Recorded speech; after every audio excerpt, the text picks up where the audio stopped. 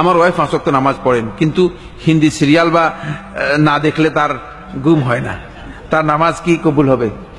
নামাজ কবুলের বিষয়ে আমি বলতে পারতেছি না, কিন্তু হিন্দি সিরিয়ালের যেই অবস্থা, এই অবস্থা থেকে বোঝা যাচ্ছে যে আমাদের অবস্থা খুব ভালো না।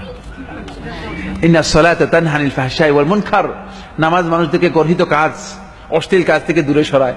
এখন হিন্দি সিরিয়ালের ক্ষেত্রে নামাজের কি ভূমিকা আমি জানি না। বোঝা যাচ্ছে যে নামাজ আসলে তার, এটা নামাজের, এটা লৌকিক নামাজ, এটা নামাজের মধ্যে ভুল আছে।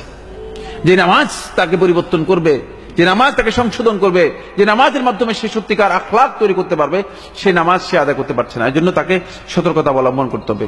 বাকি এই ধরনের নামাজ যারা পড়েন তাদের জন্য মূলত বলা হয়েছে ফাওয়াইলুল লিল মুসাল্লিন, মুসল্লিদের জন্য ওয়াইল, ধ্বংস।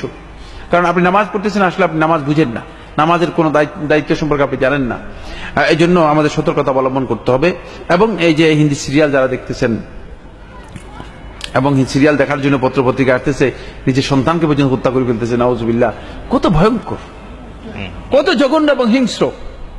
মানে বন্য সভ্যতাকে আমরা ডিঙ্গিয়ে যাচ্ছি, আমরা হিংস্র এবং বন্য যে সভ্যতা আছে সেই সভ্যতাকে ডিঙ্গিয়ে গিয়ে আমরা এখন নিজেদের মধ্যে নতুন সভ্যতা চালু করার জন্য চেষ্টা করছি।